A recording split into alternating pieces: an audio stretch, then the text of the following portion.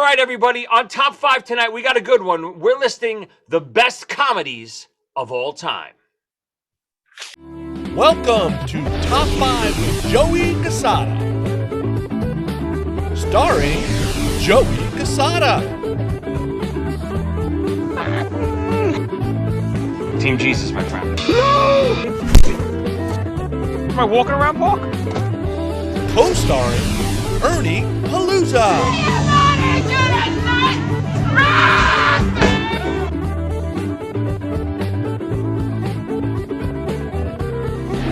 And the Doctor, Tommy Snyder.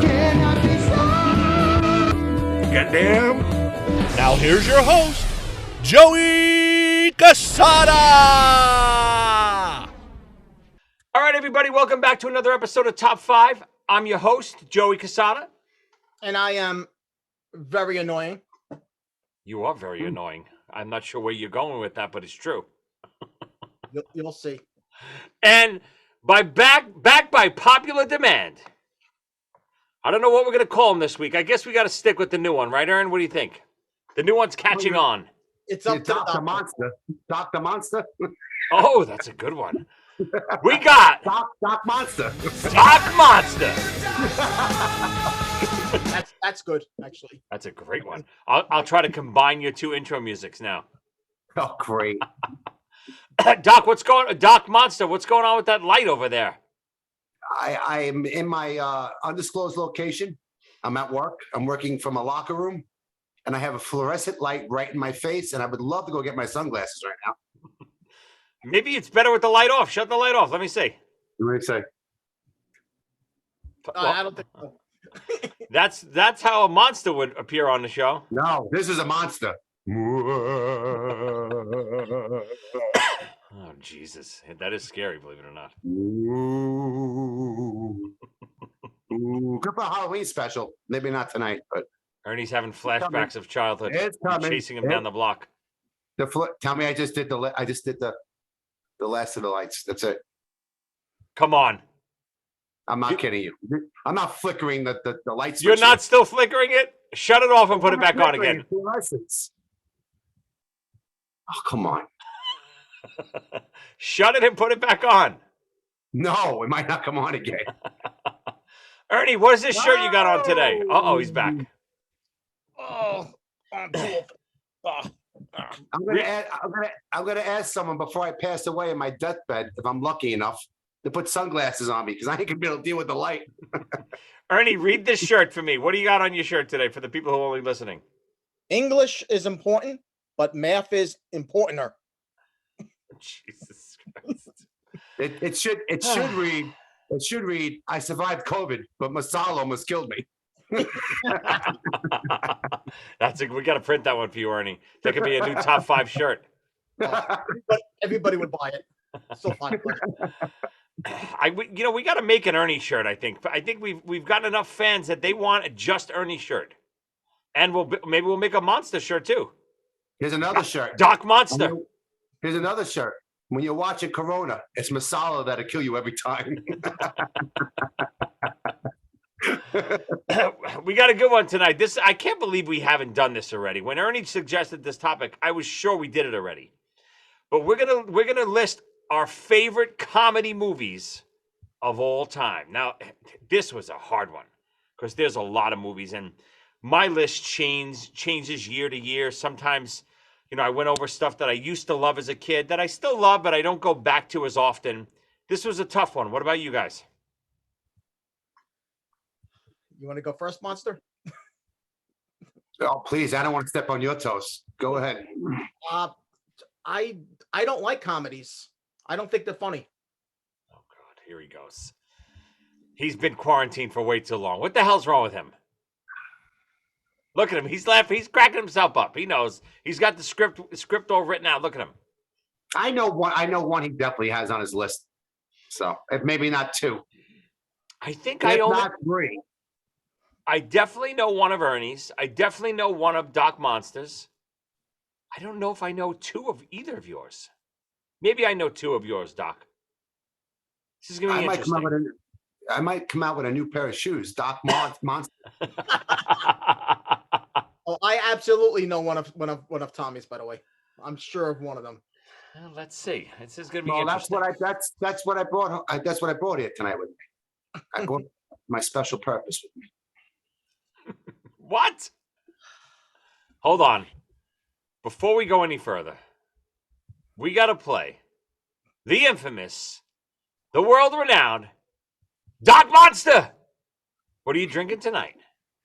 It's a good one. I like it. Well, being at work, I don't know why the guys all gave me bottles of liquor for Christmas, but Shit.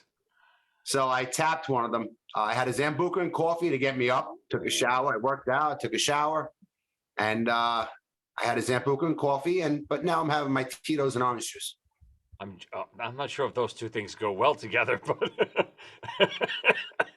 the Zambuca and coffee, I'm very jealous. I haven't had one in a while. I love it. Ernie's little brother gave me bought Zambuca for me. Really? Robert, but it was white, not black. And we had done the taste test in the Hamptons, if you remember. And black is definitely smoother. Yep.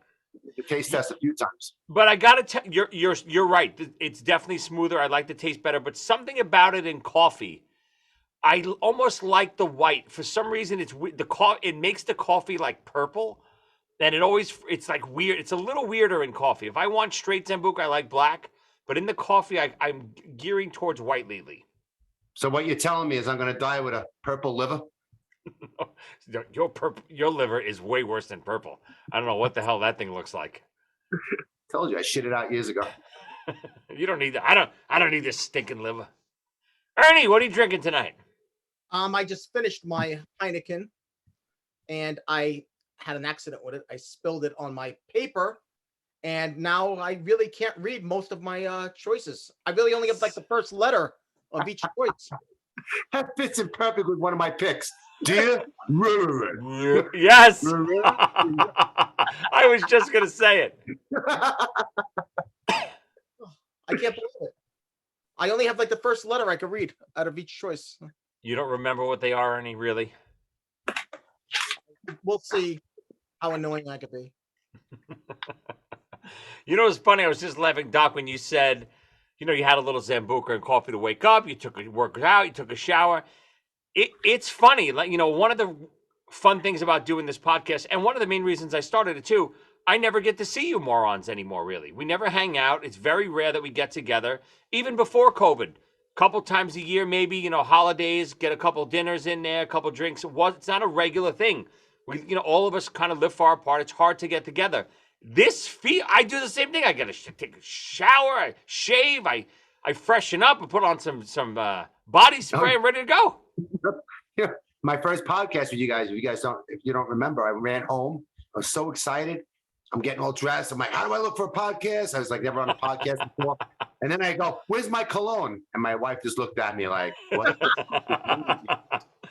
No, but it's true. As I'm getting ready, I'm getting pumped up like to go out. I have a good time. It's fun. You have a couple drinks. It's the new hang. I should have did this with you guys when you were doing it during the before the podcast when you guys were all getting together. I thought it was kind of hokey. I don't know. We only did it a couple times, right, Aaron? Well, we did it a couple of times without you two. You know what? That reminds me. I still want to get. I had posted on our Hamptons Facebook page. We got to get a Hamptons reunion episode. Everyone, I posted it. God, it must have been 6 months already. Everyone was into it. Who cares? Whoever wants to join us. Maybe next week or the week after, I'll send out the invite on our page. Whoever wants to come on, comes on. And we just talk Hampton stories. We don't have to do top 5. If there's only a couple of us, maybe we'll do top 5. We'll keep it as clean and PC as possible. But we'll why don't we shoot for Memorial Day?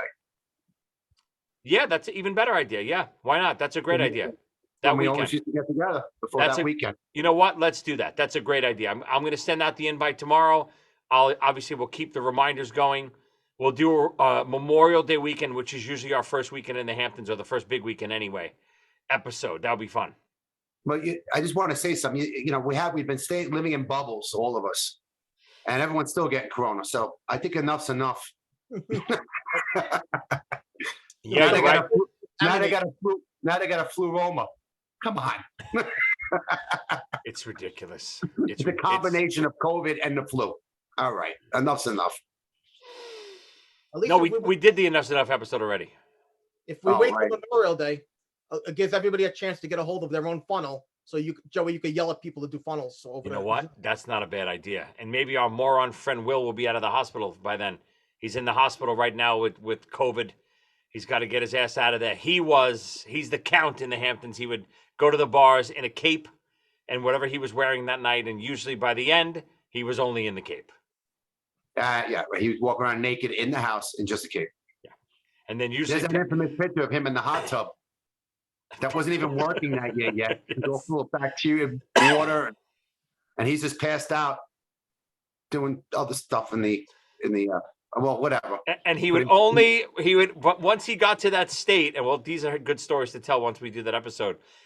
Our friend Carmine was the only person that he would want to come and get him. No one else was allowed to talk to him. I want to talk to Carmine. Where's Carmine? All right, well, drown. We don't give a shit. Stay in the hot tub. And we would go get Carmine, and Carmine would talk him out of it, and we, almost like talking him off the ledge. You would have to talk him out of the hot tub.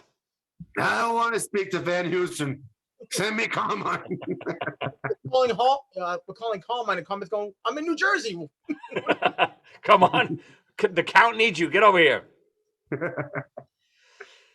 But that's a great idea. Memorial Day weekend, we'll do that. So that'll be something to look forward to. All right, let's dig into this episode, right? You guys ready?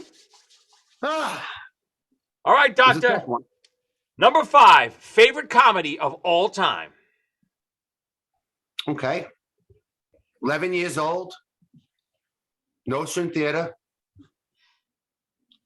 First time I've ever seen, well, a former president would call it titties, but I'm going to call them boobies, was the movie Airplane. It was the first time, and I'm not saying I love the movie through and through, but when I remember as a kid, and it had to be either Doris or your mother, Pat, with us, Ernie, when these boobies all of a sudden appeared in the panic when the plane was going to crash. And out of nowhere, these two giant boobies appear, and I'm going to call them boobies. And all our faces just, it was like a 2-second shot. But I like goofy. I like slapstick humor. I think if it's goofy enough, I love it. And Airplane to me is, it doesn't get better than Leslie Nielsen, who was a serious actor up to that point, going on to Naked Gun after that. And we have a story, Joey, you've been with us when I got in the elevator with Leslie Nielsen in Canada, I believe. I don't know if you were with her. I don't remember. It was in Toronto. No, I never went to Toronto with you, right? I don't think I was in Toronto either. It was some other city. I know the first time we went to Canada, you and I went to go see the Hockey Hall of Fame, and we're driving around Montreal, and we pulled someone over. We said, excuse me, where's the Hockey Hall of Fame? Where is it? They said, oh, it's in Toronto. We said, oh, great. Thanks. Was that right over there? Right. We were in Canada. We figured, oh, yeah, it's right around the corner, Toronto. Right around the corner. Yeah, so the movie, it's just, I could sit here all night with the one-liners, but, one of the favorites is, we got to get these people to a hospital. What is it? That's a building with with windows and you can see people in, shit like that. I love, and that movie's been great. But you guys, if you want to hear the story real quick, I was with Joe Babbles, and we had a party night, and we used to go down to the steam room to get all the booze out with a bottle of water to start all over again. And that morning I was in Manhattan. I was working as a midnight real quick in Manhattan Criminal Court. And I worked at midnight, and we were leaving at 6 o'clock in the morning, go straight to Montreal. I was watching Naked Gun with my chief at the time, because he'd just come in and it was on TV, and we were watching. I was having my coffee, getting ready to leave. So here I was. Leslie Nielsen was the last thing I see. We go up to the Four Seasons Hotel in Canada. We get in an elevator, and who's on the elevator with us? It's Leslie Nielsen standing next to me in a robe with a paper. And Babbles goes, look who it is. And I become starstruck because my brain just saw him 7 hours ago on TV. And now I'm looking at him, and he knows I'm starstruck. He knows, he goes, I said, you don't understand. I was just watching Naked Gun 7 hours ago in New York before I came here. And he stayed in character and he said the greatest line. His elevator, his floor opened and he goes, "Sure you did, pal. Sure you did." And he just walked off the elevator. It was so classic. And and I appreciate an actor who can appreciate the moment. You got to have a sense of humor to stay in character and not be a dick. So yeah, that was fantastic. I've never heard that story. You're kidding me. I can't imagine I wasn't there, but maybe I wasn't there yet. Who the hell knows? Maybe I wasn't there that time. Yeah, that was when we Toronto. stayed in the different. No, was it Toronto?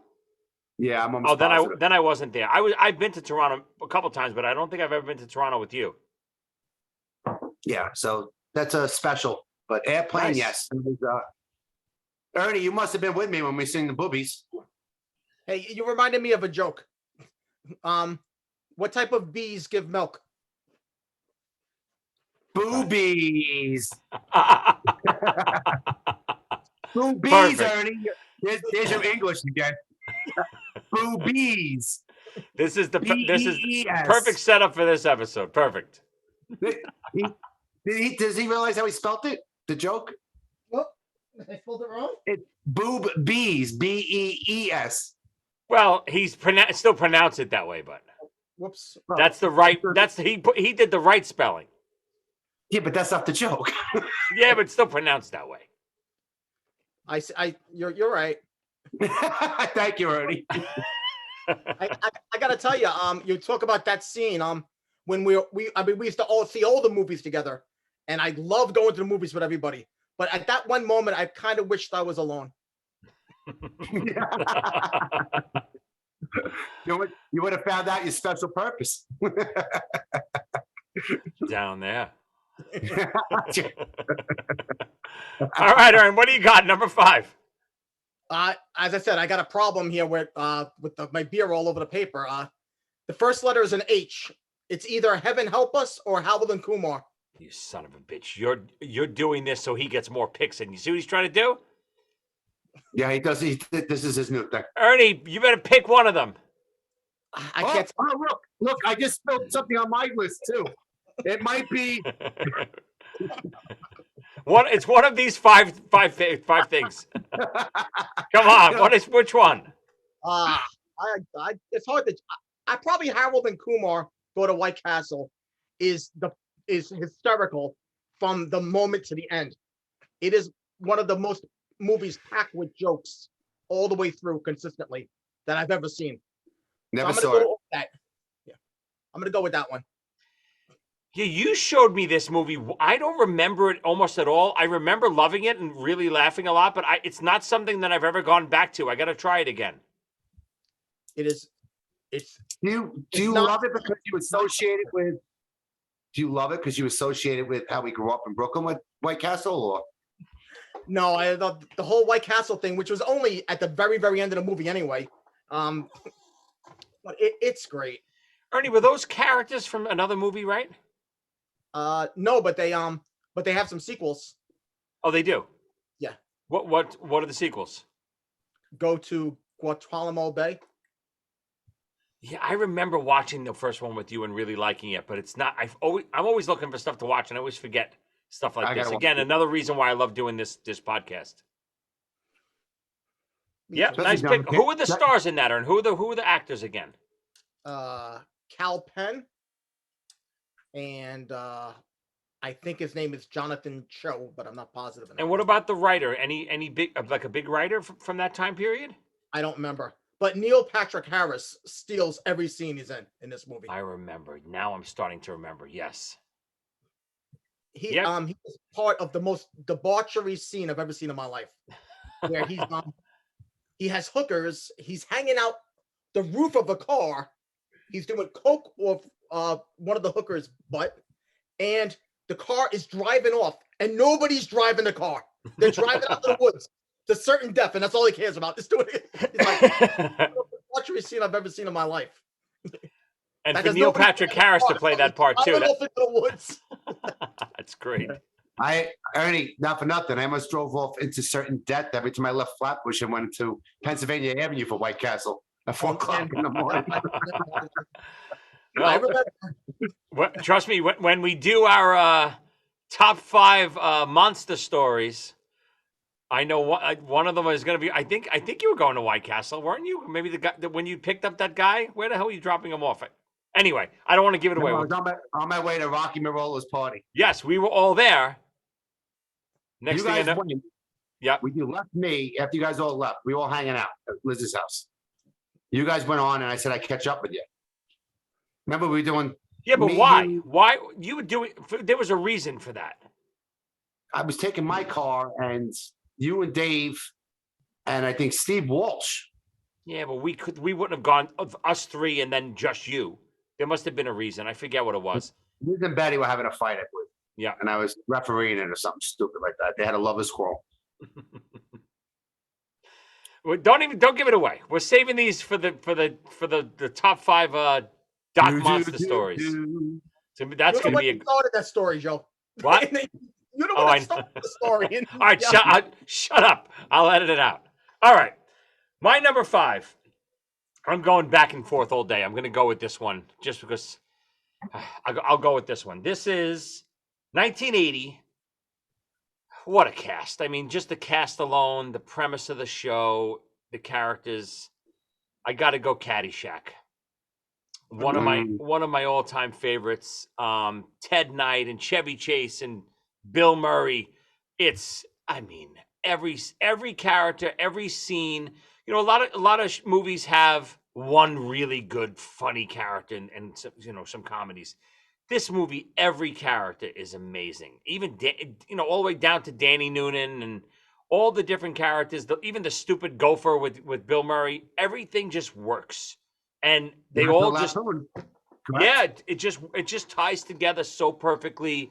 Ted Knight is Judge Smales. Is that his name? And Rodney Dangerfield as oh my God, just it's so amazing. And Bill Murray is just, when he's like this and he takes out the priest to go golfing that night and the priest gets struck by lightning and Bill Murray just leaves him there. It's unbelievable. Great movie. It might be the first comedy I remember where there's actually a Luke Skywalker and a Darth Vader, a yin and a yang, because Ted Knight and Rodney Dangerfield, those two. I mean, Ted Knight, how he reacts to Rodney Dangerfield's every move is fantastic. I don't think there's ever been a comedic actor that has portrayed so much anger as Ted Knight. He looked like he was going to stroke out or have a heart attack.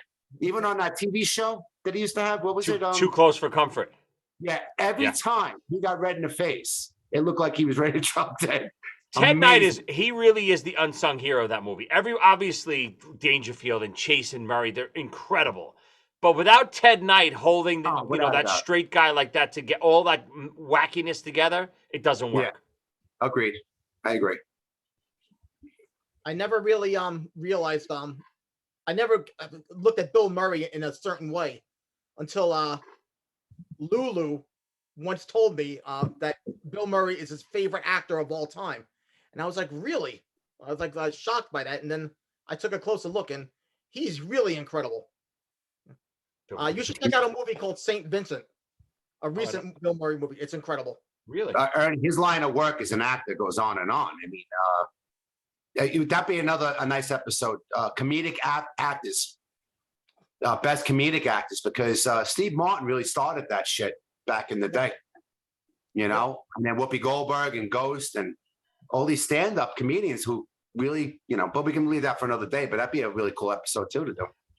It's funny what I'm laughing at Robert more Williams stole the show too. Robert Williams is what I'm laughing at more than that is Ernie just brought up our friend Lulu. Just this episode alone, listen to the names we've brought up: Lulu, Joe Babbles, Ragu, the Count, Doc Monster. I mean, listen to the names that we've just brought up within 5 minutes. Those are our friends' nicknames. Don't forget about Scooby. Yeah, but I'm just saying those are the names we brought up. Yeah, Scooby, the Beast, Little Beast. Little Beast. God, there's so many. What else, Ernie? What other nicknames we got? Well, save it. Save it.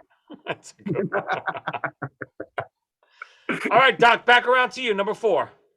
He's gonna ask you, Ernie, what are the nicknames we have? And then when you name one, he's gonna go, "Oh, save it for another episode, Ernie." But you just asked me. No, I edited out, and it looks like that I said it first. All right. Listen, anytime you mention them, these people, it's either people get it or they don't get it. And sometimes you'll laugh alone. And sometimes it's not as fun when you laugh alone at something. But Monty Python, the Holy Grail. Look, you either get it or you don't get it, or you never sat down and really let yourself try to get it. It's as dry a sense of humor as you can get. It's English, dry, slapstick humor. And I thank my Nicole for her family turning me on, because it used to be on PBS. Monty Python used to be shown on Channel 13 and stuff like that. So Monty Python, Holy Grail, there's so many clever lines in it. I can't, I mean, they're burning a witch. They got, you're going back to King Arthur days, and there's a witch there. And the knight goes, well, how do we know she's a witch? And they have a nose tied onto her. And he says, there's dumb villages, and they're like, well, how do you know? And he's like, well, the nose. He goes, come on, you tied the carrot on her nose. All right, we did the nose. It's like, well, what does a witch do? And they'll go, he'll float on water because they're made of wood, right? So he goes, but if she doesn't float, what else sinks in water? So John Cleese has, they're all screaming out things that float on water. And John Cleese screams out, very small rocks. I mean, it's clever. The coconuts, if it doesn't get you in the beginning with the fake horses and the coconuts, if you're not laughing at that point, trying to figure out what's going on, like my wife probably would sit there and think, I'm calling the paddy wagon soon. She doesn't get that dry stuff. But as you'll find out later on my list, I get it. Good, Ernie. I'm very happy. And I know which one you picked. I got to tell you, I'm one of the people. It's not that I don't get it. I don't love it.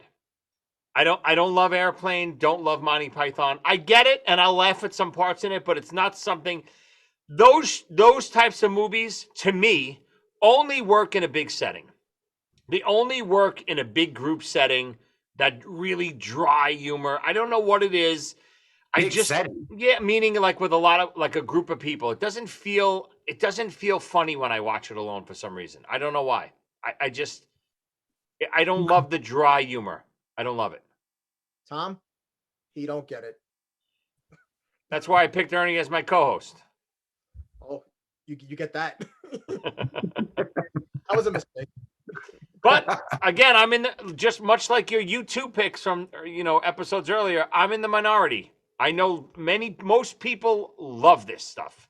There is one of this genre that I do love that it'll probably be on one of your lists that we'll talk about later. If you love it, why would it be on one of our lists? I don't love it enough to get on my list, but I know it's on. I think it's on Ernie's list. By the way, I recommend to see Spamalot, the takeoff of that on Broadway. It was really great. Saw that twice. And that was in a big setting, so Joey's right. But Joey, I also laugh about it in a very small room. See, that's the humor I don't like. I don't like it. Okay. Now I don't get it. Go ahead, Ernie. What do you got? Number 4. I got the same problem as before. It starts with a letter S. That's not all I see. It goes three comedies. It's either Step Brothers or Superbad. Ernie. Yeah, because those look like the same words, even when they're a little distorted because of the beer. Wait till next week when I say I was on the toilet bowl doing my list and I accidentally wiped my ass with the list and I can't make it out. Step Brothers is SPB and so is Superbad. So I'm gonna go with Step Brothers. Superbad is a little too long. Ernie, you better stop naming 2 picks every time, Ernie. I have no way of knowing what it is. Step Brothers is incredible. How about, what do you mean you don't know what it is? It's like you're reading someone else's picks. They're your picks. I spilled my drink all over it. All right, well, how about the next time one of us is talking, clean up the next 3 picks. There were 5 picks. Would you have 20? There's 5. Right. Your shirt says you're good at math. We know you're not good at English. But I'm sure good at predicting how annoying I'm going to be, didn't I? You son of a bitch. Boobies. Yeah, you know what? Let me see that paper again. Let's see if it's really. I want proof. Let me see that paper. He held it up awfully quick. Come on, Ernie, hold it up. All right. Yeah. Wait, he's pouring something on it right now. That's what he did with the Odyssey 2 football game. He picked up the boobies. See? He's a wise ass. Come on, tell us about Step Brothers.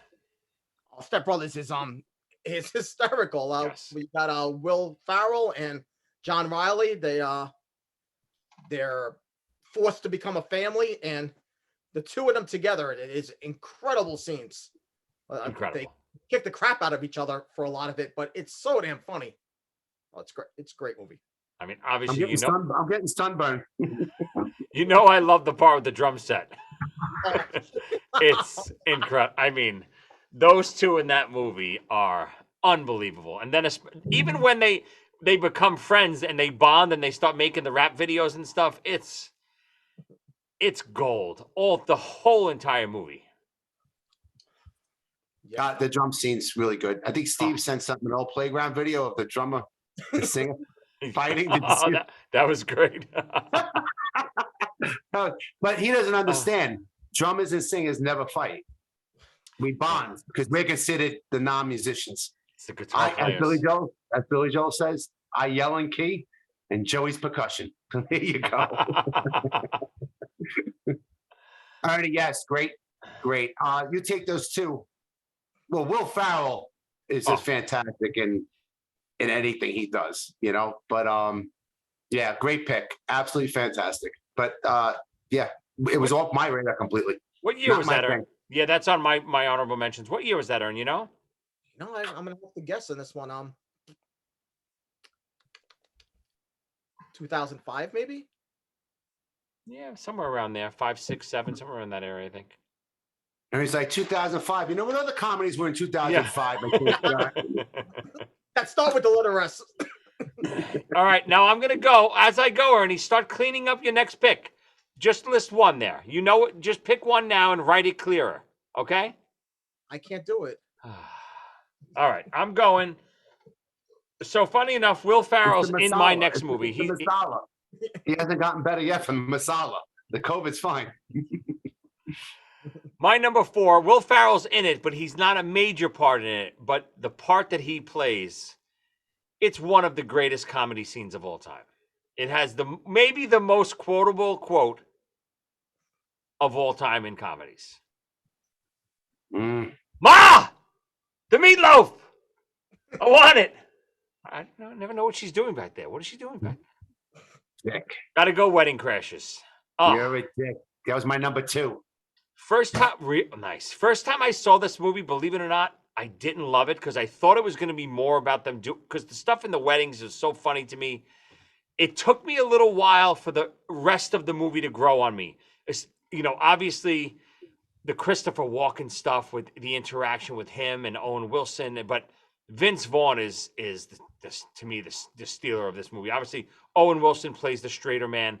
Vince Vaughn in this movie, when he's playing football and he's getting tackled and some of the physical comedy he's doing, I laugh nonstop. And then, of course, you have the Will Ferrell scene. Couple scenes. He has the first scene, and then, when he says the, right. I mean, it's nonstop. Son of a bitch, you. The Will Ferrell scene when he's talking to the priest, there's so many quotable lines in that movie, and that I always go back to that too. When I can quote lines from movies over throughout the years, sometimes maybe the movie doesn't live up, but if the lines are that quotable, and you still find more lines over the years, and you say one line and everyone erupts, and then you know what it's from, I know it's a good movie, and I got to go Wedding Crashers. Nice. It was my number 2. And to this day, when I play softball, whether it's tournaments and other teams don't know us, I'll turn around on first base and scream at the outfield, "Hot Rocks! Hot Rocks!" Hot Rocks. I get that reaction, and both teams will start laughing because everyone knows what Hot Rocks is. That. And what does Owen Wilson say too? He says, "I don't know what Hot Rocks is," right? He just go in motion and go over there. And then he comes over. I want you to throw over to me. He goes, come here. He goes, I was what does he say? All America or something? Yeah, I can put the ball anywhere I want, right? Yeah, I can make it rain out here. Vince Vaughn is incredible. What an underrated actor. He's He's a unbelievable. one-trick pony too, because every not saying he couldn't do more. Maybe he hasn't had the opportunity, but he's a very sarcastic son of a bitch. Oh, he played to me, especially in the his one line comedies. is, his sarcasm is probably the best delivery in the business. It's just fantastic. He plays the same exact character in every comedy. Wedding Yeah. Crashers, Old School, everything that he does, he's the same character. But it's who cares? It's great. The character's incredible. Keep doing it. I loved it. I love the movie because it reminds me of something I would do with you idiots. Oh, absolutely. Maybe not Ernie. Maybe not Ernie be up to that to do it. And Ernie, I think we did do it at Ronald and Kerry's wedding in Sheep's Bay. We went into another wedding and we hung out with them. I'm sure. But yeah, there's only X amount of guys you could. I think Joey would be one of them. Babbles would be one of them. That we had the balls enough to show up. Oh, absolutely. I've done a Sweet 16 in my past, and I've done a wedding once. But not only that's what I think of the camaraderie, the friendship, Right. and that's when it develops. It gets so stupid at the end. You know how he's looking at reading suicidal books. But it really is because of that camaraderie. I can relate to that because I could see us doing stuff like that. I could see not only the balls to do it, but having the confidence. It's balls to just walk in, but staying there and then almost running the party after a while. That's what I could see happening. Yes. Befriending everyone. Yes. You on one side, me on the other side of the room, and just everyone loving us, and no one even knows who we are. And one of my favorite scenes in that movie is when he's doing the balloons. And he tells a little brat, you little brat, you want to the guy, the little kid asked for some a bicycle. A bicycle. He goes, you little brat, whatever he calls him. It's one of the funniest. I could do it. I don't want to do it. I'm gonna, you know what? I'm gonna make you a bike, but I don't want to do it, but I'm gonna do it. All right. That was my number 2. I got a backup. So back around to you, Doc. Number 3. All right, you guys are gonna get sick of hearing this, sick of seeing it. But if you can remember back when you first saw it, Christmas Vacation, National Lampoon. Ernie, you had mentioned earlier about a comedy that from beginning to end, there's a laugh literally every 25 seconds. Something's going on in that movie. And I know everyone's sick of it because of the holidays and stuff. I'm not sick of it. My favorite Christmas, well, one of my favorites is Scrooge by Bill Murray, but that's Christmas comedy. But it was a little blurred, my number 3. Oh, here we go. No, but Christmas Vacation, I know it's overplayed, but you know what? To this day, that is a group thing to me. If I'm watching it by myself, I'm still going to smirk. But if you get a bunch of guys that have seen this movie, you could be anywhere, in a bar, in a party. You get a bunch of people. It's one of these movies. Everyone has to laugh. And let's just let me lay the first line and how the movie starts. Let's burn some dust. Eat my rubber. I mean, right after that, then it's all uphill. It's fantastic. I'll never. And I remember. What year was this? I got it right here. 1989. Is it 80? I remember when this came out like it was yesterday because I was a big fan of the first Vacation. I even liked European Vacation. I love Vegas. I love Vegas Vacation. European Vacation was the only one that was a little bit of a dud. But when this came out, I'll never forget the only movie critics back then, because I didn't have cable yet. It was Siskel and Ebert. Siskel and Ebert gave this 2 thumbs down. They were like, we don't understand it. Every other vacation movie, they're on vacation and it worked perfectly. Why would they keep it at home? This doesn't work for us. 2 thumbs down. Morons. The only way you couldn't get this movie is if it was released on the 4th of July. Then you'd be going, I don't get it. Oh, it's a great. I love the Go-Go's Vacation. What? The Go-Go's. Sing it, Ernie. The song. Vacation, all I ever wanted. Oh. But I mean, Love Ernie, you're not a fan of this, Ernie? I love it. I love it. Oh, okay. It is feeling a little nipply in here. Did I say nipple? Did I say nipple? How he is, most of that's ad lib too. In those scenes, he is unbelievable. He is so good. He's what did you do to my tree? What did you do to my tree? Squirrel! Oh. Come When he on. pulls the uncle's hairpiece off, he's got in his hand. Oh, what a great movie! He goes, son, if you need me for anything, I'll be upstairs sleeping. Well, don't forget about Ed, cousin Ed. Oh, I didn't, I picked up on a line that I never picked up on before, and maybe because I was sober.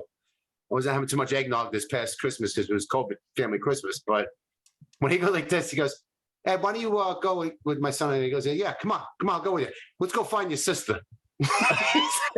I don't remember that. Yeah, he goes, come on, let's go find your sister. Because remember, my daddy thinks I'm the best tongue kisser in the. Yeah. Oh my God. Yes.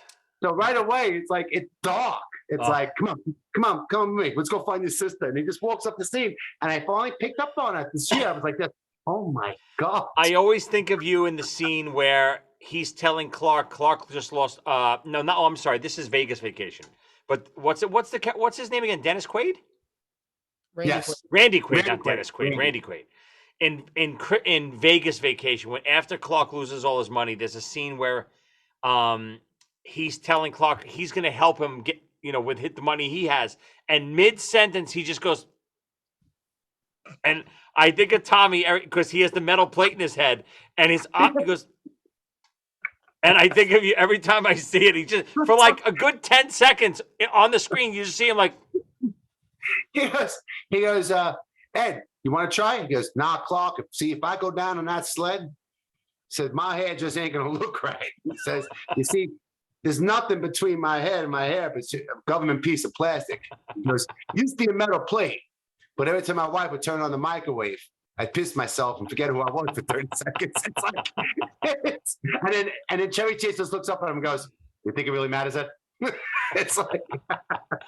And that's, I would assume that's kind of where we got our little scene from Victor, too, our cartoon that we're developing, me and Tommy developing a cartoon with Gilbert Gottfried, that if you remember when Mikey microwaves the spider, so the premise is this old guy Victor is this Archie Bunker, old curmudgeon type of character, and he has a son, Mikey, who's based on our real friend Spider, another nickname, that he microwaves a spider to become Spider-Man, to hopefully it'll bite him after the microwave. Obviously, the spider is completely melted, but in the opening scene, Mikey is microwaving the spider, and Victor in the other room is having like an attack because of the microwave. Shitting himself. Yeah, He's shitting himself.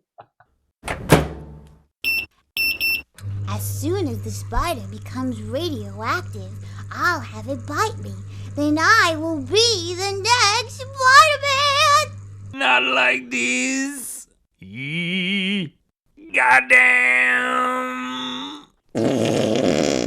Sorry, Dad. I forgot that old microwave triggers a metal plate in your ass. I'll put that in. Mikey. Well, you do the voice. You're the victim. Mikey! Turn that shit box off! The metal plate in my ass. Sorry, Dad. Ernie was the original Mikey. Do it, Ernie. Sorry, Dad. Sorry, Dad. Yep, perfect. So I can be the next Spider-Man. Yeah, it's a tough sell in this world today, but we're still working on it. So it's a little Some people PC. Some people who are 5'4" shouldn't hug women who are 6'8". It's not allowed in the business because you never know where your face is going to land up by accident. Pizzas. Perfectly So said. no, I'm not even going to get into it because I showed the guys at work the other day. They asked me to show it again, and I said no. I'm hurting too much, but. I went to backtrack a little. You tell about that scene where Randy Quaid offers him money and then he does this. That's It great. reminds us of when we used to pretend we fall asleep whenever we ask each other for money. Where was the first time that was it at like a toll booth or something? Yeah. Well, Ernie always slept through gas, from what I heard from you guys. Gas and tolls.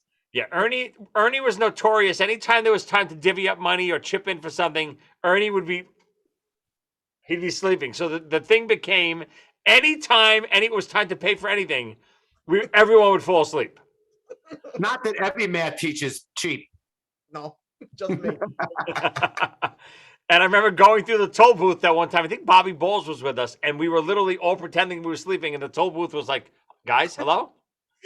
Balls was driving and he was pretending. Yes.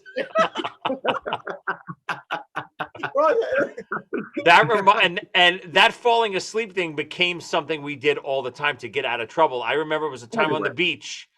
Even I caught up on it. I think I was with I think we was with Babbles and someone else. Always with Babbles. I'm all oiled up, but we're playing football on the beach. I have all my suntan lotion on, my skin. I'm trying to get my tan, and we're playing football. And I think Babbles throws. I'm pretty sure it was Babbles. He throws me a deep pass. I go to catch it like this. It slips, goes right out of my hands. Shoop, belts a woman dead in the face. That's sunbathing. I immediately collapse to the sand and pretend I'm sleeping like this. And sure enough, it works perfectly. She gets up, looks around. I'm sleeping. I'm tanning next to her. She sees Babbles, who looks like she just threw a football, and Babbles gets killed. You idiot. That was the day. It was Reese Park. And Joey went for a catch. And he went shoulder first and just stopped dead. Was that the He same? went sideways. He stopped dead and got up. He goes, my shoulder's it hurts a little bit. Meanwhile, his shoulder was like this.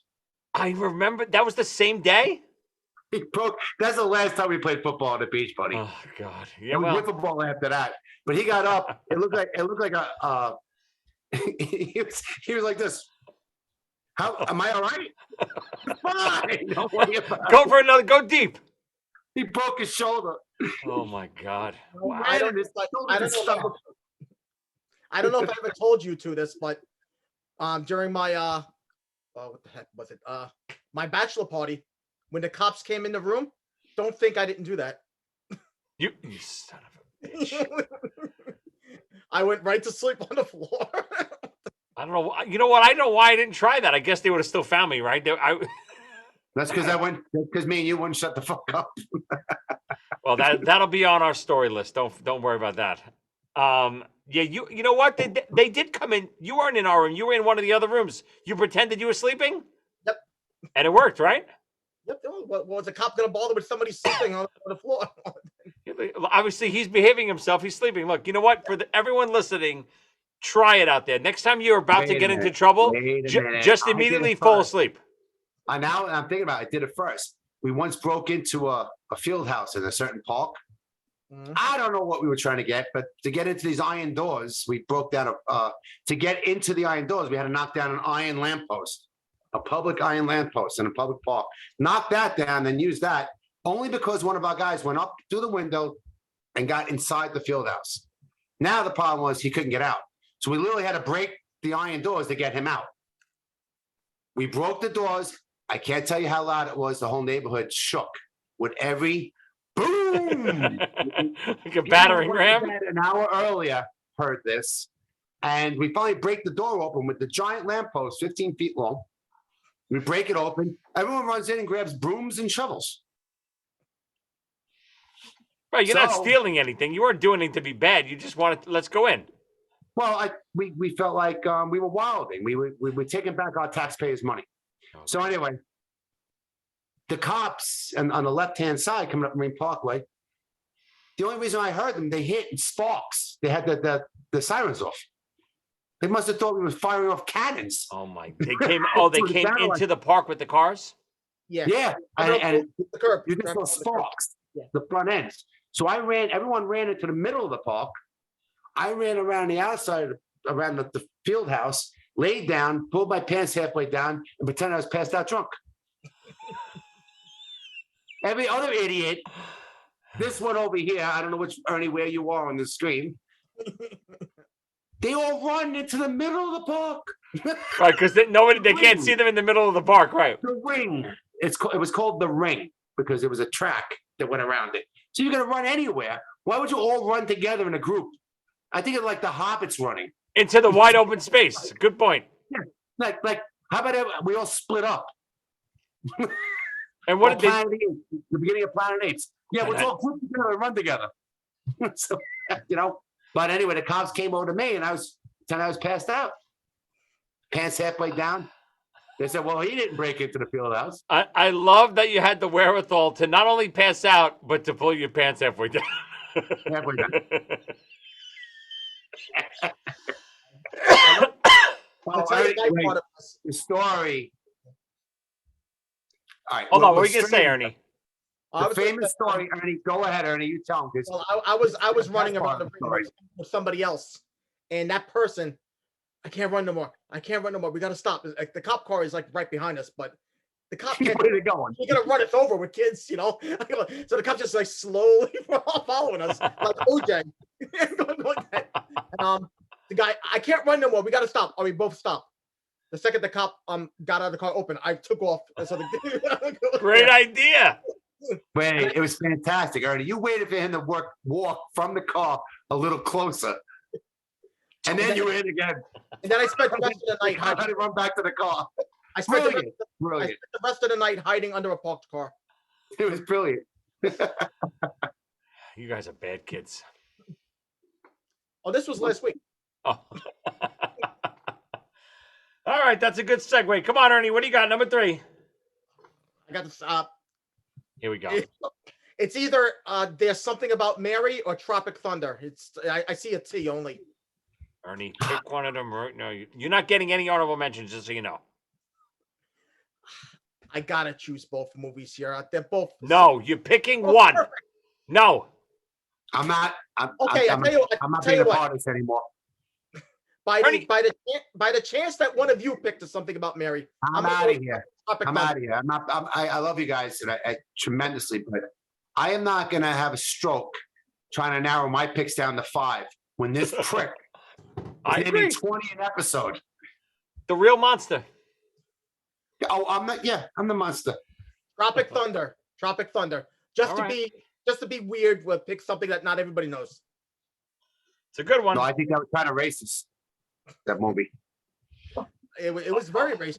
Robert Tom Downey's Cruise. incredible. Tom Cruise is amazing in this movie. That's another one I haven't seen in a very long time that I got to revisit. The one you originally mentioned. Don't Something About Mary. you dare say it. Don't give him credit for 2. Stop it. Goddamn. Talk about Tropic Thunder. And Tropic Thunder. Goddamn. If you ever look at the cast, first of all, just the list, it's everybody. Everybody's in this movie. And Tom Cruise. who's in it? Tell us. Well, you got Ben Stiller, you got Jack Black, Robert Downey Jr. But every single guy, the guy from Danny McBride is in it. And what's the premise? The premise is they think they're filming a movie or something, right? Yeah, and they go too far off the where the movie's being played, and so they go into a real life war. I never gave this movie enough attention. Is that the premise? That's pretty funny. Yeah. There was another Allen movie, space, like with Star Trek. Oh, where they Galaxy land Quest. somewhere and they Galaxy think Quest is great. Yeah. That's a good one too. wasn't that the premise? Kind of. Yeah, Galaxy And that was Quest. a year before this one. Yeah, they think they get hired Wow. for a new episode of Galaxy Quest, but it's like real. But can't you even go back to Three Amigos? Good With the point. thing Yeah. they did? Ooh, that's one I forgot about. No, I went down top 100. I have to do the whole list to see if I missed anything. But there was a lot of things that were not on there. Something About Mary was not on. Yeah, depending on what side you go on. I mean, I didn't do a lot of it. But More there's a about lot. Tropic Thunder and go. Matthew McConaughey. What was I saying? So they're making the movie and they're looking for realism, and so they think they're being put in like a Blair Witch Project type of situation, that they're like pretending they're really it's trying to look real. They don't know that they really are being attacked and everything. Oh, it's just it's I gotta watch that tonight. I think I haven't seen it in so long. I don't. But wasn't it something even where there's like no cameras or anything? yeah, but they don't know that. Right, they don't know it. They think, wow, they even comment like, where are the cameras and stuff? I forget. for realism, they think the cameras are being hidden. Yes. I think Tropic Thunder is such an underrated movie. Yeah. It's true. That's something that's never, ever talked about. What the hell is that? I don't It's know. good for the brightness. I don't know, but it's cutting the blood off to my brain. This could be a new look for you. This is good. It works. Everybody that's listening right now, all three of you, Tropic Thunder. Yeah, no kidding around. I might watch it tonight. That's how much I forgot about that movie. And Pandemics are nice, aren't they? Oh, it's so great. And Hey, it's if you're definitely gonna watch it, I'll come by. come on over. Wait, you can't come over here. You're in quarantine still. Well, when else in time has we ever said, oh, listen, Joe, I just watched this movie. It's really good. You know what? I'm going to watch it tonight. Yeah. Not tomorrow. Not this week. Right. We're going to watch it tonight. Got nothing else to do. Then we just press click off. Oh, All right, guys. We'll continue this next week. Going to watch Tropic Thunder. Good pick, Ern. Good pick. I'm gonna edit your other one out. All right. I'm up to This number is a 3. welding hat, by the way. That's a welding hat. That looks like it'll really protect you. Anyway. Please don't tell me that's a real worker's hat in your building. Do you work at Chuck E. Cheese?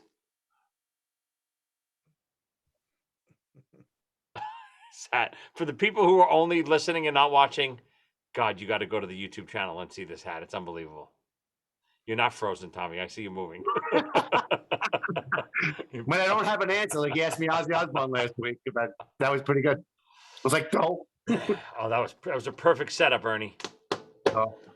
All right, I'm going my number 3. This is 2004. It's weirdly enough, yeah, some of mine are new. This has to be on someone's list. I'm assuming it is, but if it's not, I don't know what you guys are thinking. This is another movie. The first time I watched it, I really liked it, but I didn't love it. It wasn't until lines were being quoted and reminiscing about the movie that it really became a thing for me. And that's Anchorman.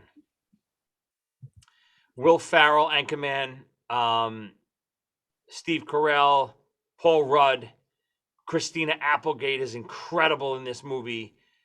And there's even a quick scene of Vince Vaughn in this movie, much like how Will Ferrell is a cameo in Wedding Crashers. Vince Vaughn is a cameo in this scene, and he has one of the best lines, if not the best line of the movie. Will Ferrell insults Vince Vaughn's mother, and Vince Vaughn says, "Dorothy Mantooth is a saint. Don't you talk bad about her." His mother's name is Dorothy Mantooth. It's just unbelievable. It's got to be. It just has to be ad-lib. There's no way that's the dialogue. I just know it. Same thing with Ma the Meatloaf. There's no way that's written. That's Will Ferrell, I'm telling you. Even the guy that doesn't think says something. Right. But I think almost, and I don't know this for sure, I'm going to say 75%, especially Will Ferrell's dialogue, is ad-libbed in that movie. When you say Will Ferrell, quite very well possible. He's that good, but that's what makes him good.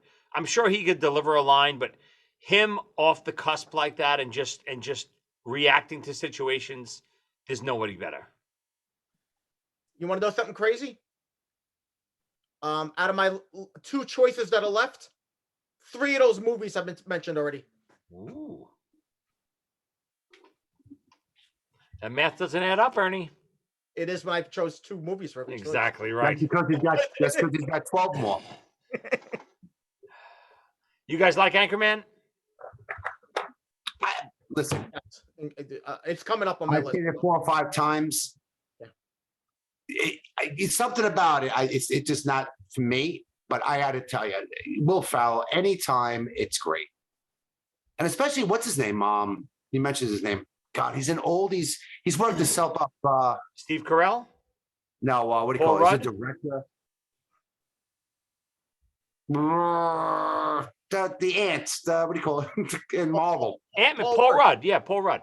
Ant-Man. Yeah, he's worked. He's done all kind of B comedies. Yeah. Throughout time. It's a hysterical movie. I mean, when they go to gang fight. Oh, well, that's the part with Vince Vaughn. That Come on. part is It's incredible. But you say you don't like slapstick. No, but yeah, that scene is a little slapsticky, but I don't mind slapstick physical comedy. I don't like slapstick dialogue. And the dialogue in that scene isn't slapsticky. It's more, no, first rule, no hitting it. It's a gang fight. First rule, no hitting in the face, because they're all Anchormen. So they're like, oh, well, of course, no hitting, of course not. Right. And Ben I Stiller, love of the movie. course, I mean- we're not animals. Right, we're not animals. Oh, Ben Stiller's in that scene too. I forgot. Yes, we're not animals. But meanwhile, they're chopping each other's arms off. That's okay. As long as there's no marks on the face, it's all right. So anything goes. I'm just curious. Does Ben Stiller say, after all, we're not animals? Does he say it like that, like Godfather? I don't Or does he you know just what? deliver, we're not animals? Because that would have been a good line. After all, we're not animals. Yeah, I don't know. That's a good that question. would have been that would have been a really cool line. Good throwback, yeah. Yeah, that But would've I been mean, really cool. the stuff with Paul Rudd when he's putting on his Sex Panther cologne, No. it's some of the funniest stuff in the world. He goes 60% of the time it works every time. Yeah. And Will Ferrell goes, that makes absolutely no sense. I use that line. I might use that line every day. No, great movie, man. Like, look at the cast. You can't go wrong. Can't go wrong. All right, Doctor, back around to you. Number 2. I want to say, as we're dialing down, and you took my number 2, there were a lot of comedies out there that I did not touch because I thought they were great movies. And don't show any reaction, guys, because I don't want to give anything away because I might hit someone's. I don't know, but like Bruce Almighty. No, Trains, whoa. Don't you do an Ernie. Don't you pull an Ernie right No, now. but I'm saying I know what I you don't mean. consider them comedies. I consider them great all around movies. I Well, know I'll what you go mean. You know what I mean? Like, I laughed through it, but it was so well written and there was a message behind it that was so great. It deserves better than Monty Python. That's what I'm saying. Yeah. It's a great movie. You mentioned another one that used to be at one time in my life my all-time favorite comedy. But That's you're why I right. didn't wanna Planes, touch it. I Trains, didn't and know if you went there. Automobiles. Yeah, I didn't know if you went there. That's why. No, wanted to I move didn't. Almost because of what you just said. It's too much of a good movie now. there. Right, exactly. The Agreed. message, John Candy, when you find out his wife is really Great dead, it's an It's a great incredible movie. movie. all Yeah. around, You know, but okay. So Nice trick, by the way. Good work. number 2. No, I disguised it. It's movies. I have to slide one in. I got to go Easy Money. Oh, I forgot Easy Money. I got to go Easy Money. Look at me. I'm browsing. I mean, I'm half browser on my mother's side. Joe Come Pesci. down. I am the man. You know, Tell her you're the man. I'm the man. Come down. I am the man. That's where Anthrax got it from. You know that, right? no, I didn't know that. Of course. That's where Oh, Anthrax yeah, got that. that's great. Of course. That's when I started pulling back from Anthrax, by the way. Oh, you know what? I might have to stop my Tropic Thunder. You know what? I got nothing to do. I watch both. Easy Money, Tropic Thunder tonight. Joe Pesci. I mean, people forget that he was in it. And I got to be honest with you. But The- most the- people don't know that movie, Tom. Tell them the premise of that movie. The premise is that the mother-in-law is a rich bitch, CUNT, and doesn't like the son-in-law because he's a gambler, freelancer, drinker. Overweight, everything you does don't want in a everything. southern, right? So I think, if I remember correctly, she comes up with some kind of like she's gonna die. No, she But- dies. She dies in the movie. No, she fakes it, doesn't Yeah, she? Just so he she. would- Well, that we just gave he the ending ends up away. dying, Yes, right. but She fakes it to see if her son-in-law. but he thinks Wait. she's dead. The family thinks she's dead. Right. So for him to get the will, he's got to change the stipulations in the will that he's got to change his lifestyle. Yes. And it's just fantastic. And you're talking, Staten Island, Brooklyn, they're walking around in the jumpsuits that some of our friends still wear in Staten Island. They didn't get the memo. And it's built on Brooklyn's trash too. But and there's two slapstick, I forget that. 2 physical comedy scenes in that movie. Now, later on in the years, I didn't know this existed, and so I'm going to go back 20 years when I saw it. Like 15 years when I first saw it. I was blown away. After back to school, I went back to watch this. All right, it's like, kind of like Shout at the Devil went back to Too Fast for Love. Yeah. The Christmas scene, the movie, when you do the promos, it's him on the exercise bike and the kickstand comes off and he goes into the Christmas tree. That's so good. It's fantastic. And him hanging by the Gertie in the hospital, he had to get shot in the ass. The best. So, yeah. But besides that, the whole premise is fantastic. And, you guys could elaborate, but I'm just saying they go into this rich mall and it's in a really prestigious store, him and Pesci, and there's other people that are walking around, but they're dressed nice. But these guys are middle class guys are walking around. They don't bother the other people from walking around. They walk up to them and go, "What do you want here?" Well, we're looking around. You can't look around here.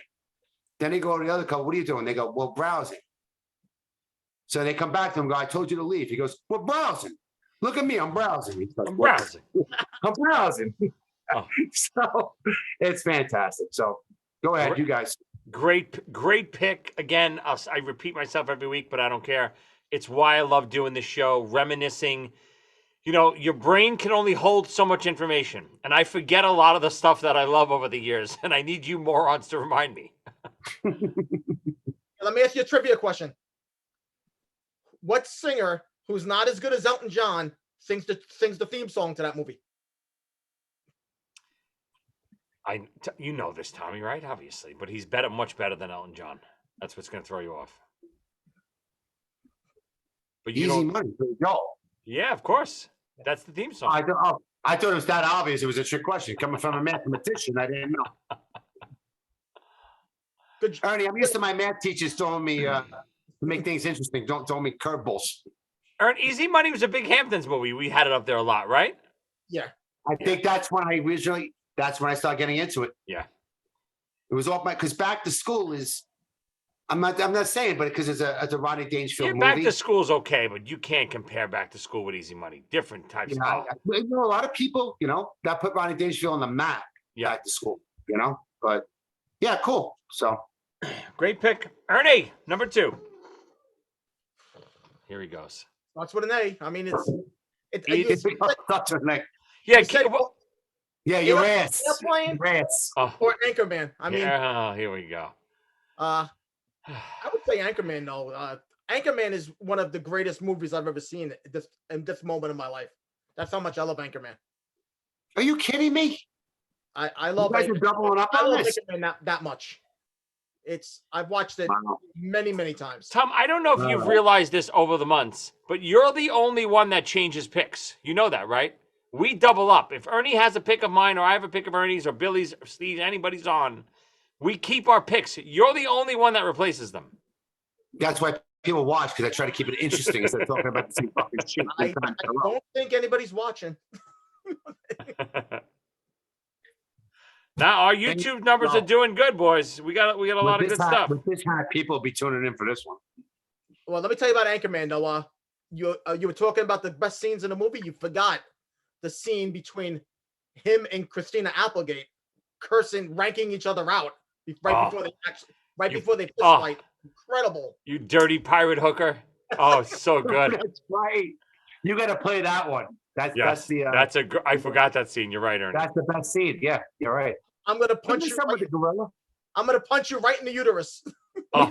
No, in the ovaries. No. Ovaries.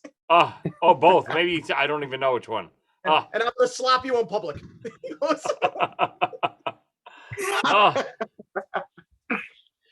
Well, you don't have to say uterus if you're going to stop in the ovaries, because to get to the ovaries, you got to get to the uterus. Good pick. All right. Back around to me. My number 2. Originally, this was my number 1 today, until my wife reminded me what my real number 1 is, and I actually forgot. That's why we keep them around, Joey. That's why they're here. My number 2, 1978, I believe. Yep, I know what you're. Cast of characters in this movie. Animal House. Sure. Every time I see this movie, it's almost funnier every time I see it. There's something I didn't catch the first time. Belushi is at his all-time best in this movie. First movie. Is it his first? Yes. I looked it Ernie? up because it was one of my picks and I dropped it. Oh, I didn't know that even. First movie. I also believe it's Belushi's first movie. Yeah. I mean, over the years, even little stupid stuff. Me and my friends used to do this all the time. There's a scene where Belushi, when they put the ladder up to the girls' room. We didn't do that. No, we didn't do that. But there's a scene where he's not even that scene. Before that, when he's like trying to on the lookout, he's just like in the middle of the grass and he's looking out like this, and he's running back. Oh, is that when they were sneaking the horse in? Yeah. That was the horse assassination. What a movie. I mean, Belushi's so good. Obviously, the villain, I mean, obviously the Dean is the villain, but Niedermeyer is the real villain, which spawned all the Twisted Sister videos. Obviously, he's the same exact character. It's a culture movie. I would consider it a culture movie, a game changer. I do believe this movie changes comedies. 78, this Animal House changes. Is it the first teen type, real teen comedy? Rated R. I mean, I think our very first episode, Ernie, was best teen comedies, right? And Ernie cheated because it was the best 80s teen comedies, and Ernie put Animal House in, even though it was 78. I would never cheat. So from the very first episode, Ernie's been pulling this shit. Why do you keep me around? You're handsome. That's true. If you want to hear some stupid shit about this movie, it's fantastic. John Belushi was going back from the East Coast to the West Coast during shootings for Saturday Night Live. So it was his first shooting. But the screenplay, the original screenplay, was about the Manson family. What? Animal House? Yeah, the college years of the family. They rejected it. They rejected everything. The only reason why finally, I swear to you, I just came up with it today because it was one of my picks, but I figured one of you guys would definitely have it, so I dropped it.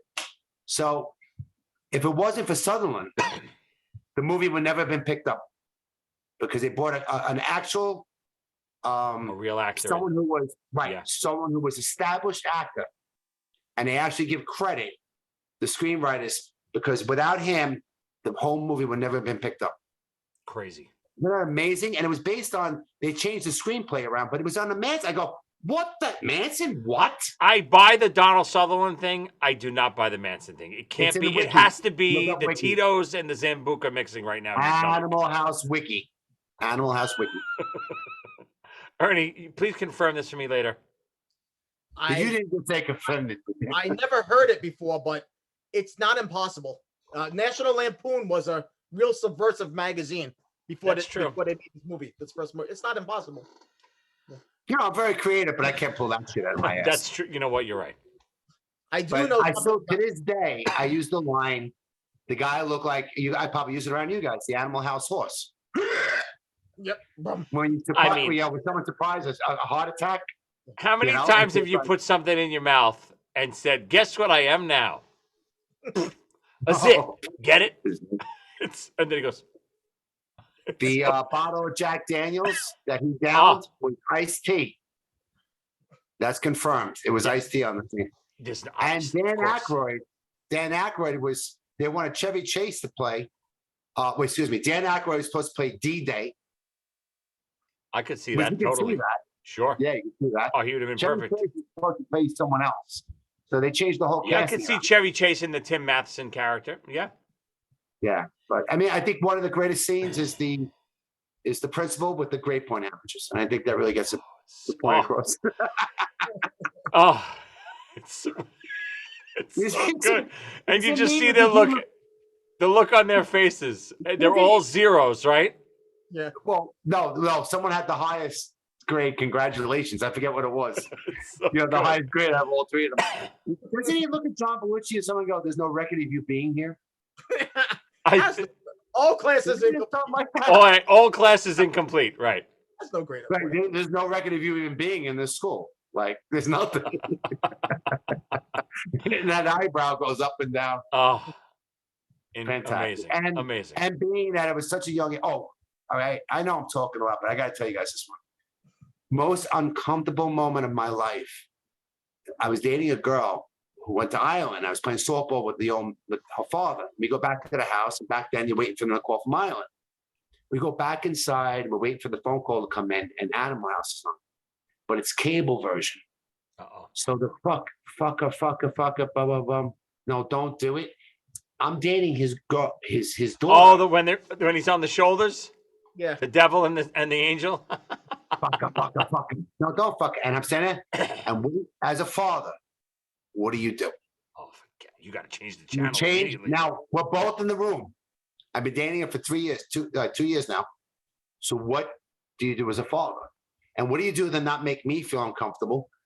You know, it was a wacky situation. He chose to change the channel right away, and that made it even Worse. more uncomfortable. Yeah, you almost got a joke about it right away. Yeah, and so yeah, it was the most uncomfortable top 2 of all time for me. Very quiet moment after that. Oh boy! All right, we're back to you, pick, Doctor. great pick, though. Oh, we're up to your number 1. Let's recap. Number 5, Airplane. Number 4, Monty Python and the Holy Grail. Number 3, Christmas Vacation. Number 2, Easy Money. Was Wedding Crashers. Frick. Oh, I'm glad I did it because Easy Money is great. Number 1, I am assuming I know it, but let's make sure. Go ahead. I also believe I know it. It's got to be. We talked about it in other episodes. I'm just gonna write it in. 1979. You guys possess the famous picture from the Hamptons. I have it. I found it, You but I have think it. I'm sure that'll be Doc Monster will be betrayed doing that. But the jerk, Yep. goofiest son of a bitch. I've said it in the past. Greatest written script of all. Starts off. the best opening ever. Yeah, Yeah. it is. What? Me? Oh, my story? Okay. I was born a poor black child. So good. Gotta stay tuned, man. You gotta stay tuned. Shit, Shinola. Oh my God, yes. He hates these cans. What? I mean, one of the greatest lines also, he saves money. He sends money home. He sent $1.50. I don't even know what it was. $1.50. He's reading in front of the whole family with a letter. He goes, I'll soon be able to send you more money because I just picked up extra work. My girlfriend promised me a blowjob. Is that no? It was that what it was something. Yeah, it was something like extra that. work. He'll soon be able to pick up extra work and send home more money Oh. because his girlfriend promised him a blowjob. Yep. Amazing. He's like, is that special his first movie? yes. Yes, it is. Definitely. Incredible. Yes, it is. And, I don't know where it would today be people offended or just accept the way sense of humor is to bring things to truth. Sometimes comedies do that, like Archie Bunker and stuff like that, but people sensitive today, but what a great movie back in the day. I mean, fantastic. Nathan Johnson, Fantastic. you random son of a bitch. I mean, I actually had it written down somewhere. I don't have my notes. But first, my name's in the yellow book, in the yellow pages. Now my name's on your ass, tattooed on your ass. I bet more people see your ass on the yellow pages. Come on. It's So good. bad. Who wrote that? Reiner. Is it No, director. Carl Reiner? Carl Reiner Carl directed Reiner was that? the director. Right. He's the one that sues him. Yes, the cross eyes. Yes, you're right. And he ends up paying $1.09 to everyone. To everyone. And he's sitting at the end of the movie. The checks. $1.09. Great pick. I knew it was coming. I was assuming it was there. Ernie, come on, Ernie, hit me. Come on. Not on your list, are you? I was gonna say, you mentioned it's his first movie. It is, but before that, he was a one-hit wonder, Steve Martin. He had a hit single on the radio. What was it? King Yeah, Tut. Billy had it. Oh, Billy King Dennis Tut. had it. From Saturday Night Live, right? No, Yes. Yeah, right? King No. Tut. King Tut was a hit. no, that's not Saturday Night Live. It was private. It was Henry Winkler was involved. It was from his private comedy show. I thought King Tut. Oh, King Tut wasn't Saturday Night Live. It was his stand-up. Yes. Oh, Well, he was never really on. He was never a cast member, right? He was only a guest host, right? Saturday Night Live. But wasn't he Wild and Crazy Guys? Wasn't that? Yeah. Saturday Night? Yeah, Yep. in the beginning, he was one of the originals. No, I don't think he ever technically was part of the cast. I think he was a reoccurring host. Something to look at. I think I saw that not that long ago. So, and I was surprised too. How was the one person here that wasn't even alive at that time? All right, Ernie, we're up to you. You're number 1. Let's recap. Number 5, I'm only saying your real picks. Harold and Kumar. Number 4, Step Brothers. Number 3, later tonight I'll be watching Tropic Thunder. Number 2, Anchorman. And number 1 and only number 1. I got Monty Python and then I can't read the rest. It's either Holy Grail or Life of Brian. It's Life of Ryan, Ernie. I know that. That was your favorite. I love both of them. I'm full. I love both of them. I'm full. You said Holy Grail, so I'm gonna go with Life of Brian just to keep the show interesting. Oh wow, Yeah. with that thing. Tommy taught me that. But have you ever seen Life of Brian? Me? Yeah. This is the one. Get me a bucket. I'm gonna throw up. No, And he just where, keeps. Yeah, it is. where he's No, born that's the meaning of life. I'm Yeah. wrong. in Life of Brian. He's born right next to Jesus. The first scene, the 3 wise men come in and start giving his mother and then they come running in and take him away when they realize it's the wrong one. I don't remember. It's right No, I next never door. saw this. Oh, it's oh. You're at the Beatitudes where Jesus is doing his speech, but they have bad seats. So one of them, did he just say, "Blessed are the cheesemakers"? One of them. And then the guy next to him goes, "Oh, I think it's symbolic. It's for all makers of dairy products." Oh God. No, Joey's only laughing now because it's with us. He can't laugh about this stuff alone in a room. Yeah, I got to tell you, it's not something I'm going to be putting on tonight. I'm going to be It's watching very Tropic clever. Thunder and Easy Money. It's I gotta a tell you what very was- clever I gotta sense of say what humor. was the Life of Brian. He bumps into this guy that's dancing and jumping around, and he's all angry at this guy Jesus because he was a leper, and Jesus came and healed him, and took away his only source of income. They, And now he's not a leper. He's not walking. He's jumping around, dancing. I can't stop his legs now. and they've always explored the economic Yeah. levels of society and all that. It's hysterical. You can't please everyone. The basic thing is, but all right, that was a good one. Isn't it the one with the Catholics and the Protestants across the street, where the Catholics like have 100 kids and the mother's there, the Catholic? Yep. So the wife goes, "Can we have sex tonight?" He goes, "Well, yes, but we have to wear a rubber." He goes, "Well, why not a rubber?" He goes, "Because we're Protestants and we have to wear rubbers." Where they believe in procreation, and they look across the street and there's like 100 kids, and there's the wife ironing the board, Catholic, with the baby just pops out of a uterus. And it's no big deal. Got another one, and the father wants to kill himself, and they all put him in an orphanage and start marching them off singing. And the prize is like, "That's why we keep a rubber on that dicky." It's so funny. They weren't allowed to wear prophylactics, and the Catholic only had sex for procreation and whatever.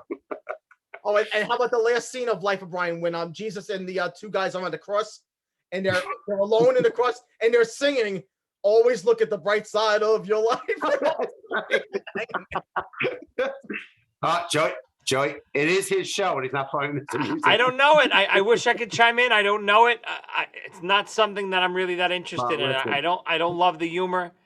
Can I say one How thing, Joe? many of these Monty Pythons are there? There's what did we talk about? 3 of them already? Why don't you start up with Ernie's, because that gets a higher rating than Holy Grail. They're both up there. Holy Grail is dynamite too. It's classic. Couldn't be better. Holy Why do Grail. you? Holy Now's Grail the is the one I time. hear everyone talk about. I mean, I've seen parts of the Holy Grail. That's with the rabbits, right? And like you said, the coconuts with the What hoods. about the Black Knight? I don't remember. Non-child pets. The king cuts off his arm. Just a flesh wound, right? It's a mere flesh wound. He goes, then he cuts off the other arm. He goes, "The battle is mine," and he He kneels down. The guy's got no arms.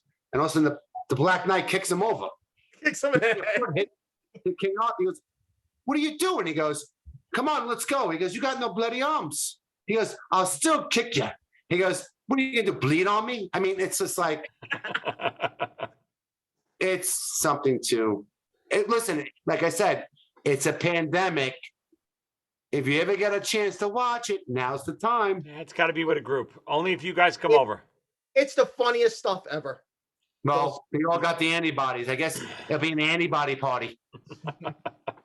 Well, bring the Devil's River and we'll have a party. Devil's River, yeah. That was not a hard one to find in Jersey, let me tell you. Hey, Joe, if you watch it by yourself and nobody else is there, it really is antibodies. That's why he's the co-host. That's why his name is on the bill. That's why I love him. My name is not on the bill, by the It's way. not on the bill. That's true. All right. So here's more my number one humor. Here we go. So let me recap. Wait. I just got a phone call from McDonald's. There's a new McMonster chicken sandwich that's coming up. I'm really gonna design. No kidding around. I'm gonna design Doc Monster shirts. And what's the slogan? I'm an Ernie guy. I'm an Ernie guy. Maybe. Oh. What's a good one for you, Ern? What? What's a good slogan for you? What's one of your slogans we can How about the Ernie mites? the Ernemites, yeah, that's a good one. Well, don't stare at COVID too long because it's masala that will kill you every time. All right, let me recap mine. Number 5, Caddyshack. Number 4, Wedding Crashers. Number 3, Anchorman. Number 2, Animal House. And number 1, thanks to my wife reminding me, it's really one of my favorite. I know it. Can I guess? Do you really? You don't know it? Like, I'll do a scene from it. Okay.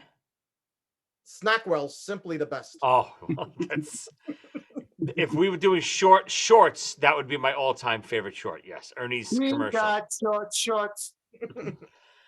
No, this one, the end bloopers are my favorite scene in any comedy movie ever, and that is Cannonball Run. I knew someone was gonna. It's awesome. It's so great. I love it because of the cast of characters. It's not just Burt Reynolds and Dom DeLuise, of course, are absolutely amazing in it and hysterical throughout the whole movie.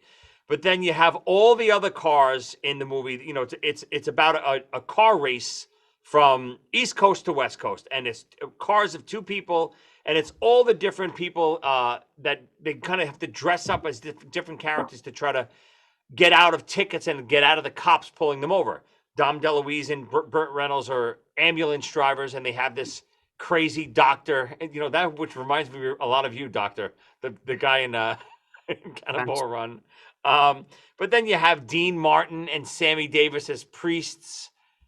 It's just going down the line. You have Jackie Chan, all these different characters in this movie. You have the guy that stutters, which I can't remember his name. Some of the funniest bloopers you'll ever see. The end of Cannonball Run. It's like 3 minutes of bloopers. I can watch it over and over and over again. It's funnier than any movie I've ever seen. Ernie, comment because I have questions. Well, do you remember the scene when they're driving through the town and they pass a woman pushing the baby? The baby is actually Will Ferrell. There's no way that's true. All right, I'm lying, actually. Oh, yeah. Why do I? You know, you could have. If you would have just said no, it's true. I'd have said, "Oh, really, Ernie?" Will Ferrell's in this movie. Yeah. It was the drink that hit his notes. He didn't know what he was saying. What are you gonna say, Doctor? I was gonna say if it was Jesus and he spilled shit on his stuff, he knows not what he says. It's like crucify him anyway. But anyway, what was this before Smokey and the Bandit? Did this is after. Oh, okay. So Smokey's on my honorable mentions. All right, so they went for the way to give it up, but the Don DeLuise thing, they went with that whole premise. Of course. I've always heard of Wacky. What is it? A Wacky? They consider that one of the greatest of all time too. What is it? Ernie, what's that one? The famous race scene, the Wacky World. Oh, it's a mad world. Mad world. They actually, people consider that one of the greatest comedies of all time. I've never seen it. Yeah, I've never seen it either. But I was just curious if that was tied in with Smokey and the Bandit. But obviously, it's a spoof, or they're just. No, They're it's just, pulling I mean, together. they realized, I don't even, so Dom DeLuise is not in Smokey and the Bandit. He's in Smokey and the Bandit 2, which I'm not sure if Right, it's before. I think it might be, I don't know if it's before or after Cannonball Run. Let me look right now. When I went to Nostrand Theater to see Smokey and the Bandit, Ernie, you remember this. There was the first movie that I remember having outtakes. Could be. I don't recall any movie having outtakes with Dom DeLuise with the elephant's ass in his face, take a temperature of the elephant with the Yeah, whole Smokey and the crop- Bandit 2 was 1980. Cannonball Run was 81. So yeah, so they went with, they obviously saw the Burt Reynolds, Dom DeLuise combination. right, and cool. and then they So- even did that movie The End together. You guys ever see The End? I remember the end. Oh, it's incredible. Suicide. Right. Burt Reynolds is trying to commit suicide the whole movie, and Dom DeLuise just constantly keeps saving him. They're like in a mental institution. It's it's right, that Doc. out. You'd love that one. Right up your alley. But let me ask you a question. I believe as a kid, they were the first one with the outtakes. Because in the movie theater, before you left the movie theater, Yeah. you hung around to see the funny shit that happened afterwards. I Was- don't recall the movie. I'm not saying it wasn't done. But at my age, that So was the first time I've ever seen what was it. was Smokey? Did Smokey have outtakes? Yes. Dom DeLuise with the elephant. No, but that's Smokey 2. Well, Smokey too. I don't know about one. Right. Yeah, but you're Probably right. one had it. I got to tell you, Maybe one had it. even to this day, name me another movie with outtakes like that at the end. Back in the day. I mean, we're talking back in the day. But do they even now? No one does it anymore, right? Do you know any other movies that do it? Scrooge did it. No. Sorry. Nope. I can't even think of another one. Ernie? Monsters Inc. Yeah, I was gonna say Monster Yes. Inc., but Shrek started it. But I mean, Wasn't it? obviously those aren't really outtakes. You know what I mean? I mean, with Dom They are. DeLuise and Burt Reynolds, They are. when Burt Reynolds, every scene when Dom DeLuise laughs and Burt Reynolds slaps him, to me, there's nothing funnier. There really isn't. Bloopers to me always make me cry. Oh, what about Mary? What about Mary had outtakes? They did? I don't remember. Yeah, something about Mary. Yeah, they had outtakes. They did, Ernie? I think. I remember them all singing at the end. But yeah, there was- Right, they were all singing at the end. I don't know. I could be wrong, but anyway, All right, let's do a couple. Give me 2 honorable mentions each. What do you got, Doc? 2. Yeah, do 2. Son of a bitch! You only allow once. You allow this prick to have 24. All right, do 1. He What? took mine. That's not. They wanted to go the other way. Tom, Oh, you want more than 2? Oh, Tom, put as many as you want. yeah, do it. So, Just here's- rattle them here's off. where this is where it runs dry. I come prepared for you guys, but then you name 2 honorables and I'm fucked. No, just So, it doesn't matter I how have many. one Just rattle them off. I got honorable. No, I'm gonna stick by one. The Big Lebowski. Ah, Yeah. I know Joey is not a big fan of it. I am. I think it's hysterical. It just turned me on in the last 7 years I watched it. I think my battery's running low. I'm ready to shut down. Guys. Oh. Yeah, I'm gonna be out of here soon. All right, we're almost done anyway. Give me one more quick one. The Big Lebowski. Nice. I can't. I love it. I love it. Ernie, what do you got? I can't believe looking back that this is rated G, but Young Frankenstein. Great. Yeah. Yeah. I See know. that's I about still- as slapstick as I go. I like that one. I Yeah. also want to mention Dumb and Dumber is great all the Yes. way through. It's on mine. All right, I had The Wedding Singer was on my list. Only because it brought me back to the 80s when we grew up in that time. But I thought it was a better movie than just a comedy. You know what I mean? I thought it was a really good, just Yeah. an all-around good movie. Yeah. Hold on. Just because Tommy mentioned it, I got one movie that is hysterical, but it's more than a comedy. It's The Wolf of Wall Street. Yes, I agree, Ernie. You told me that. I just watched that within the last 2 years. Incredible. It is, It is incredible. it is so You know what? underrated, this movie. And it's Absolutely. so damn funny. So damn funny. Ernie, that scene Uh, when they're on the drugs and he can't walk. Oh, he's crawling Oh. down the stairs to get in the car. He should That have won an Academy Award for that. That is my number one funniest scene I've ever seen in any movie ever in my life. It's so it is good. great. Yeah, no, agreed. That was a good one. What That did they should have been on take, top. Ernie? Oh, lemon quaaludes. Yes.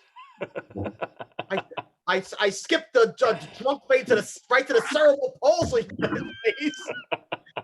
Oh, all right. Walking's out. What else is there? Oh, right. The commentary on it is so great. Oh my God, he can't remember how to walk. He goes, what else is there? He's trying to figure crawling. Okay. And then he drives. Yeah. Oh, Was he God. nominated for something? I don't know, but he should have. He should have been. And I remember I watched something last week about that performance, and I don't know who was talking. I forget. It was Howard Stern, but he should have been nominated for just that performance alone. He's so It was good. great. No, he doesn't stop. Yeah. No. Before I get out, I'm down to like 10%. So Well, we're done now anyway. Ernie's All actually 12 picks. Killed my phone. of my honorables basically will be mentioned. Dumb and Dumber was up there on mine. Smokey and the Bandit. Jack, to me, again, Honeymooners is my favorite show of all time. Jackie Gleason and Smokey and the Bandit is it's nonstop funny. Every scene that he's in, when he pulls over and he's constantly is bad mouthing his son, and I don't know, something comes up bad, and Jackie Gleason just out of nowhere goes, "That reminds me, Junior. Remind me to punch your mama right in the mouth, right in the stomach when we get home. Right in the stomach, right? Junior, how come there's no bullets in your gun? 'Cause Daddy." the gun's too heavy with bullets in it. Yes.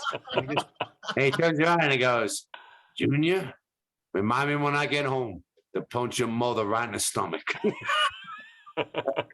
Then the alligators crossing the road. He goes, "That reminds me of your mama." I don't remember that Oh, one. he's so good. Jackie Gleason. You remember when the car's like Oh, an A-frame and it's sitting on top? He reaches over and he, with his handkerchief and goes like this on the dashboard and he goes, Daddy, what you doing? He goes, wiping the fly shit off my dashboard. the son's holding his hat. Oh. Good stuff. Again, Planes, Trains was on mine too, but at one time it was my favorite, but it's too good of a movie now. It's not Too good just of a pure movie. comedy. Yep. Too good of a movie. Boys, this was a good one. We'll get out of here before the doctor, either the Tito's done or his phone is done. Well, I'll start designing. I would love to, listen, fans out there, help me design a Doc Monster shirt and an Ernemite shirt. We'll have them on Amazon. If you guys help me design them and we pick your designs, I'll get you free shirts. We'll give you some top 5 swag. Maybe we'll even have you on the episode when we release the shirts. What do you got, boys? Any last words? Yeah, I don't want to get sued by Doc Martin. So we could do Doc Monster in the same writing, the logo. Same time. Oh, it'd be great. And we can buy the shirts from Taiwan. They could use the help bring them. Any last words? What do you guys got? I gotta mention that there's one comedy that it gets better as I get older is Parenthood. Oh, As I Too good a movie. That's a movie to me. but I think they're like there's certain movies that are so good. no, but I loved it when I was younger too. But now that I'm a parent, I watched it recently with my whole family, with the kids and everything. It's unbelievable. That's the son in that movie is my son. He walks around banging his head with a bucket. What are you worried about? You got an older daughter. That's I have 2 daughters. I'm gonna be bankrupt. Don't worry about it. the scene where the little boy's head is trapped in the folding chair, and the girl, the genius girl, he's like, "Do you want her to be like that?" And the little kid's trapped in the folding chair, just with his head caught. It's so good. Oh, I forgot one. Spinal Tap. That's the one I was gonna say. That was that slapstick comedy. I can't believe no one had that. I love that movie. But I think I only love it because it is that humor that I don't love that much, but it's because of music, because of the premise, I like it more. Yes, agreed. I think the same thing. You have to live the nightmare. Oh God, yeah. I'm probably gonna make some enemies here, but Parenthood keeps getting better as I get older. Spinal Tap is kind of doing the opposite thing for me. I watched it recently. It's I don't know. I loved it when I was younger a lot more. You know, when you're a manager of a band. Well, Now Yeah, but I don't disagree with you, Ernie. I don't find myself going back to Spinal Tap that often. I don't like either. it. It's one of those reminiscing movies when people talk about it or musicians talk about it. It's always fun to reminisce and talk, quote lines. But I don't go back to it that often. What about Anvil? What movie? Anvil, the band Anvil. Yeah, but that wasn't a comedy. That was a documentary, right? Yeah, that That was. is the funniest documentary Oh, because yeah. it's real. They're so over the top. Oh yeah. I mean, I still haven't opened I saw it on TV once. The Celeste bought it for me for Christmas 10 years ago. I still haven't opened it to watch it again, but I'm tempted. It's great. It's very good. That's my second favorite music documentary ever. What's It your has first? to be. I've never seen a guy so. Joe, you got to know the Pentagram one. Oh my God, yeah. That guy is unbelievable. That was such a great movie. Yes. But Anvil's number 2. Anvil's great too. Oh, I gotta check that out. All right, sounds good. Guys, Well, everyone please out there, send your emails to top5withjoeycassata@gmail.com. Send your shirt designs for Doc Monster and the Ernomites or Ernomites, however you want to do it. I'd love to see it. It'll be a lot of fun. We'll have a little contest. Winner gets some free swag and will be on the show with us to debut the shirts. But send your emails and designs to top5withjoeycassata@gmail.com. That's it, boys. We'll start planning the Hampton reunion episode for Memorial Day weekend. We'll see you next week. Happy New Year, everyone. Goddamn.